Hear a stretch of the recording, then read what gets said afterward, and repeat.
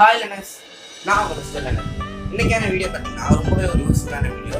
அதாவது how to make flute, இதை பற்றி நம்ம பார்க்க போகிறோம். இந்த ஃப்ளூட் வந்து வெறும் ஷோகேஸ்க்காக மட்டும் இல்லை, இது வந்து ரியலாக 100% ஒர்க்கிங் ஃப்ளூட் தான். நம்ம வீடியோட லாஸ்ட்டில் இது எப்படிலாம் ஒர்க் பண்ணுதுன்னு நம்ம சொல்லிட்டு நம்ம கடைசியாக பார்க்கலாம். இந்த வீடியோ பிடிச்சிருந்துச்சுன்னா நீங்கள் மறக்காம லைக் பண்ணிடுங்க. அப்படியே நம்ம சேனலை சப்ஸ்கிரைப் பண்ணிட்டு பக்கத்தில் உள்ள பெல் ஐக்கானை கிளிக் பண்ணிடுங்க.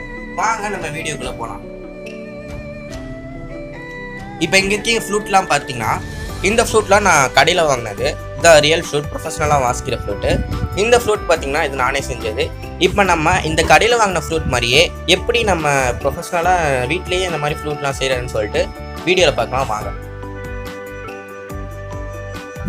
இந்த ஃப்ளூட்டை செய்கிறதுக்கு பார்த்தீங்கன்னா இது மாதிரி நீளமான ஒரு பிவிசி பைப் எடுத்துக்காங்க.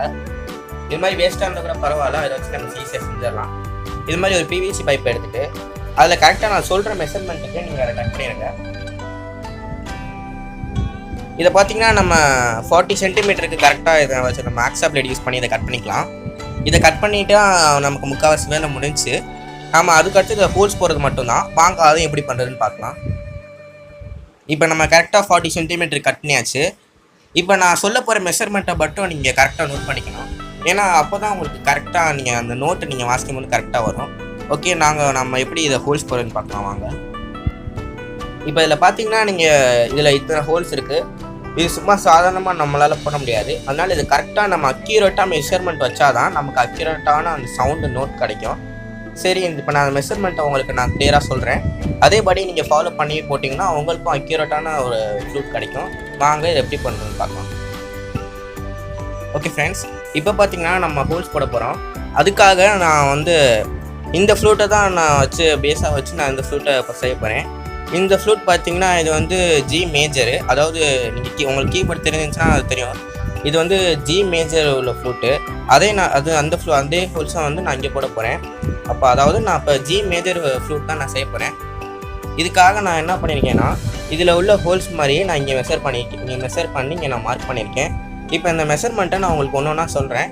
இதை நீங்கள் கரெக்டாக மார்க் பண்ணிக்கோங்க. ஏன்னா மெஷர்மெண்ட்டை நீங்கள் மிஸ் பண்ணிங்கன்னா உங்களுக்கு கரெக்டாக அந்த நோட்ஸ் அந்த சவுண்டு வந்து உங்களுக்கு கொஞ்சம் இதாக இருக்கும்.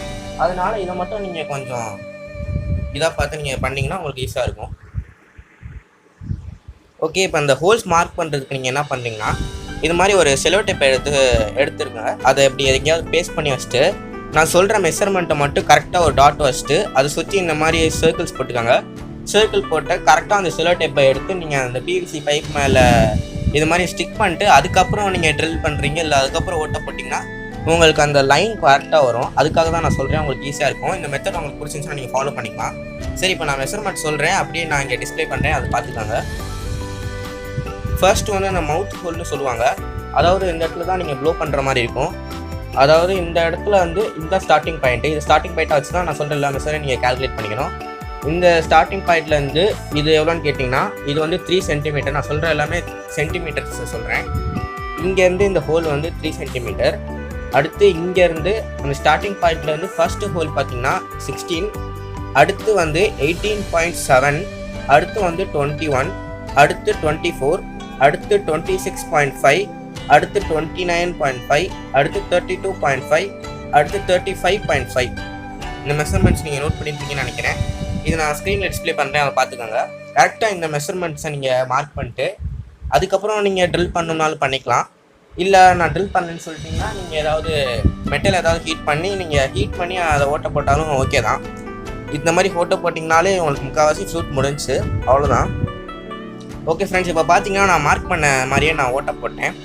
இந்த மாதிரி ஹோல்ஸ் போட்டதுக்கப்புறம் நீங்கள் அடுத்த முக்கியமாக பண்ண வேண்டியது என்னென்னா ஏதாவது ஒரு ஃப்ளூட் நீங்கள் இந்த ப்ளோ இடம் இருக்குல்ல, இந்த ப்ளோயிங் பண்ணுற ஹோல் இருக்குல்ல, அந்த ஹோலுக்கு பக்கத்தில் இந்த இடத்துல பார்த்தீங்கன்னா இந்த இடம் வந்து அவங்க இது பண்ணியிருப்பாங்க.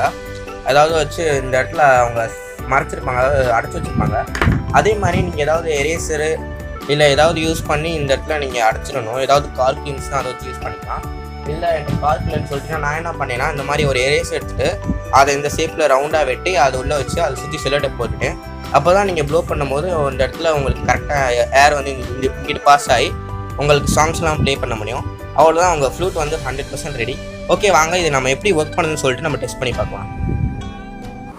ஓகே ஃப்ரெண்ட்ஸ், இப்போ பார்த்தீங்கன்னா நம்ம ஃப்ளூட் ரெடி ஆயிடுச்சு. இது எப்படி ஒர்க் பண்ணுதுன்னு சொல்லிட்டு டெஸ்ட் பண்ணி பார்த்துடலாம் வாங்க.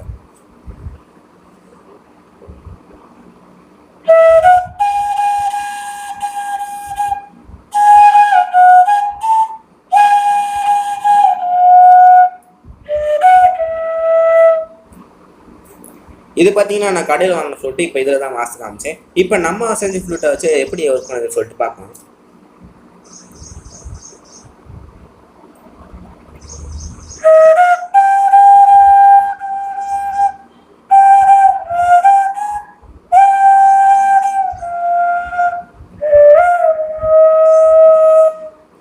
இப்போ பார்த்தீங்கன்னா எதுக்கும் அவ்வளோ ஒன்றும் டிஃப்ரென்ஸ் இல்லை.